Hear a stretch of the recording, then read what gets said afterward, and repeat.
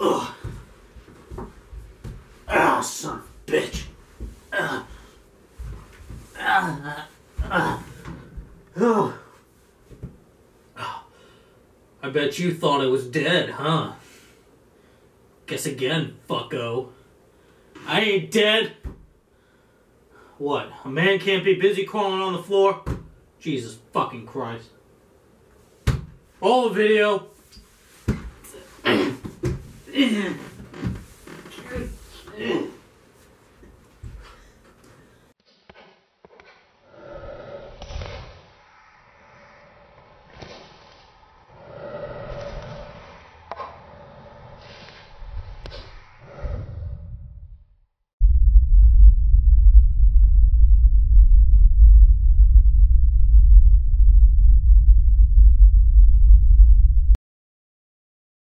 Alright folks, this story is going to be covering sexual themes and other assorted goodies that I'm just going to let you, decide how you feel about.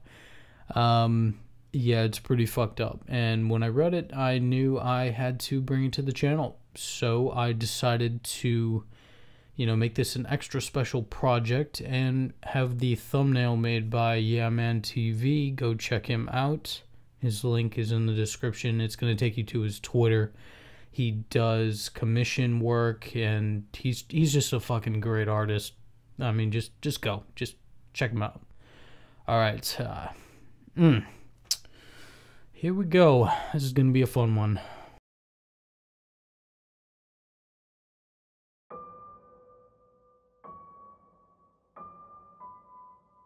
My entire life has been about pushing my limits. I think that's why I got into BDSM, more specifically, the masochistic side of it. There was something addicting about the pain, exquisite agony that always managed to make me shoot semen all over whatever bed or surface I was on. I've had my share of mistresses and one-night stands, but so far, nothing managed to cure my lust for the extreme. I've endured activities that have left scars along my skin, startlingly noticeable against my pale skin. I've been edged and denied orgasm until I could have sworn my balls were going to fucking fall off. I've had my prolapsed asshole toyed with and even burnt with a cigarette. The depths of depravity were endless, and so far, I've delved into them all. That is, until I saw Penelope's Craigslist ad. What you need to know is that I don't usually browse Craigslist for partners. I prefer a more legitimate method of finding someone to dominate me. But there was something about the ad that caught my attention, and I wouldn't let it go, devouring my interest like a vampire. It read, searching for submissive willing to partake in an exercise of limitations.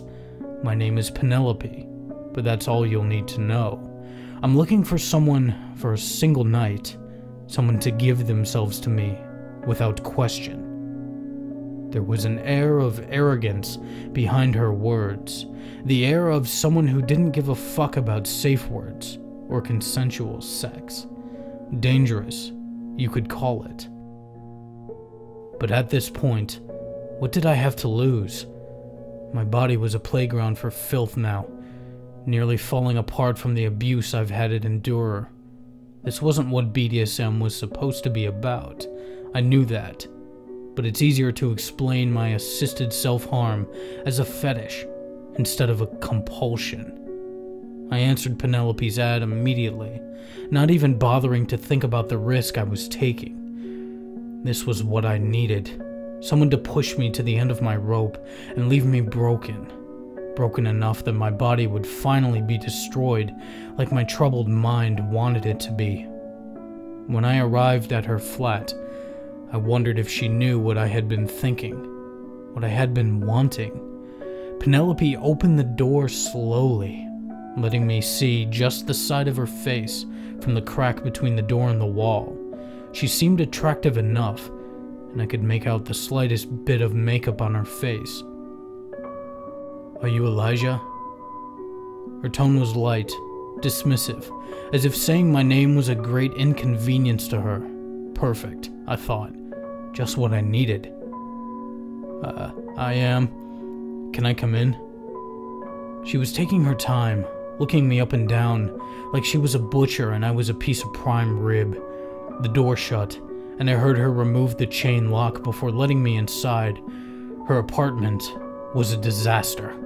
There was hardly any furniture, except a chair in the corner and a dirty mattress in the middle of the room. She had a studio, and her kitchen was bare. No pots, no pans, and seemingly no food to be found. I didn't understand. Did she only use this place for her dalliances?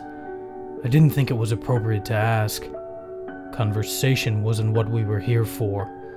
I stepped inside, palms already starting to bead with sweat. I felt my pulse hammer in my chest, a painful rhythm that almost made me moan.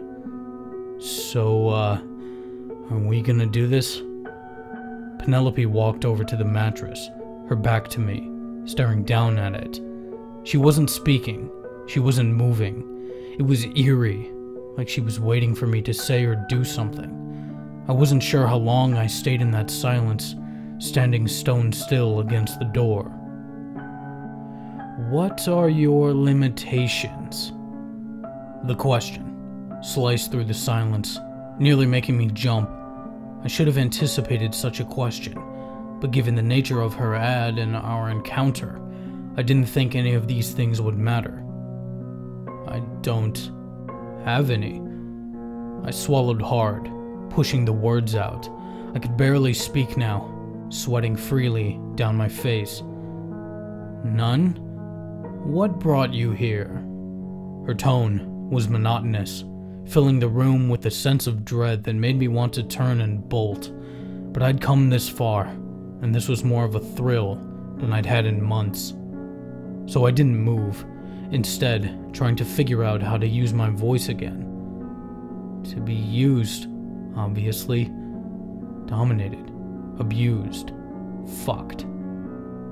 I stumbled over the word abused, my cock twitching in my jeans when I said it. This was fucked up alright, but that would never fail to turn me on. "Why do you think you deserve to be abused?" Penelope asked, still staring down at the mattress, like there was supposed to be someone on it. I could see it, even with her in front of it. It looked old, flat, and lifeless. What was once white had been stained yellow from sweat. Streaks of blood and what I could only assume was shit covered it, and I wondered if Penelope had even tried to clean it up after her sessions. I just like pain," I stammered, suddenly feeling even more uncomfortable than before.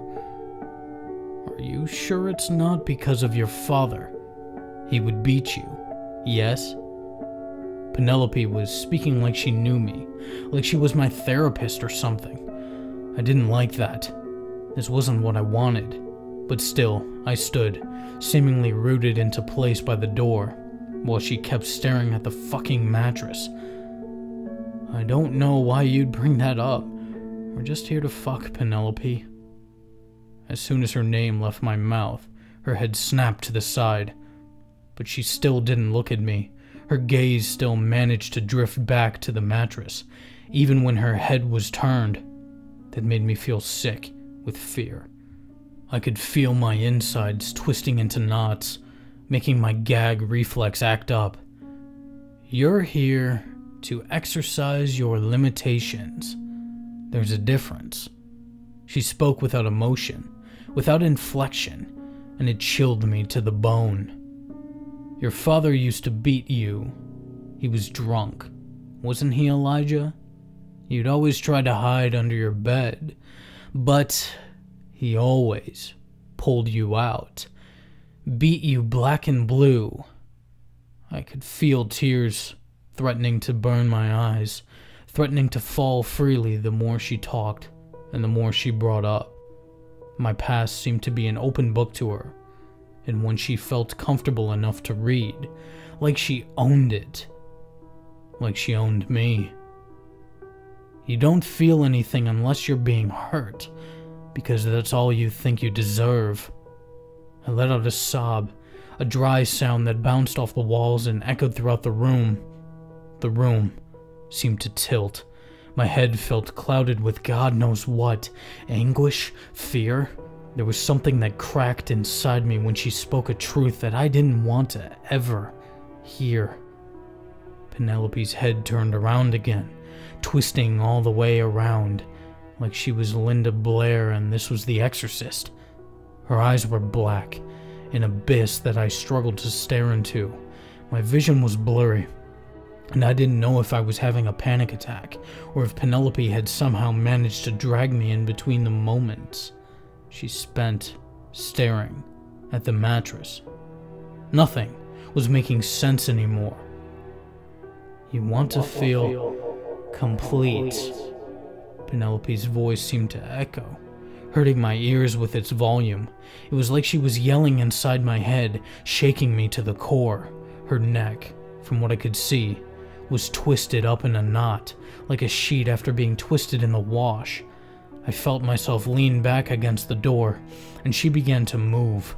She didn't turn the rest of her body around. She walked backwards towards me, her black eyes still staring a hole in me. I wanted nothing more than to turn and run, but I couldn't. I couldn't move. I couldn't speak. I wasn't sure I was even breathing anymore. She stood in front of me now, her face an inch away from mine. Her breath was rancid, smelling like a rotting corpse. I will complete you. Her voice was deep, pushing its way inside me, vibrating my bones from the inside. I regained my vision long enough to watch her mouth fall open, wider and wider, like a snake dislocating its jaw before devouring a rat. It kept going, stopping when it reached her knees, and inside her mouth, I could see nothing but a black void, like a portal that I was being invited to step into. What are your limits, Elijah? She spoke without her mouth, and that void showed me other bodies, like a mirror, almost, reflecting the crimes that had taken place on the mattress behind Penelope. Men like me, junkies, alcoholics, abused boys that just wanted a home and to be part of something. She fed on it like a vulture.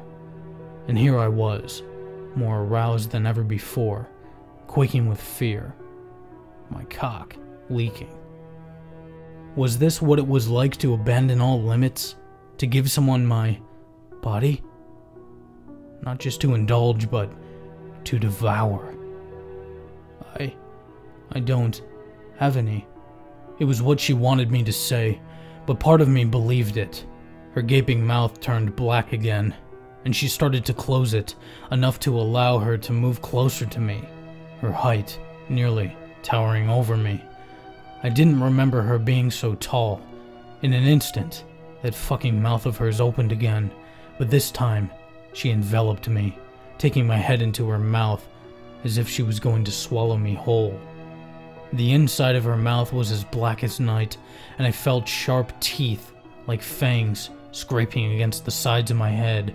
It was like being in a womb, safe and sound from the outside world, protected like I had never been. Suddenly, I felt myself ejaculate, soaking my jeans, a cry tearing its way from my throat and echoing in Penelope's mouth. I was home. I will complete you. The last words echoed in my mind once I started to feel like I was suffocating, struggling to breathe from inside her moist maw. I want someone to give themselves to me, without question. This was what I had needed, the ultimate fetish, death, consumption. I took my last breath, tasking saliva in my open mouth that didn't belong to me. It burned my throat, and before I knew it, my vision went black, and the rest of my body collapsed like a rag doll against her. I awoke days later, My cell phone had been blowing up with worried messages from friends and disappointed friends who had invited me to parties. I couldn't go out, not now. Penelope had taken from me. The body that was returned to my home was no longer Elijah. I was without my legs, without arms, a mangled torso that was covered in scratches and bite marks.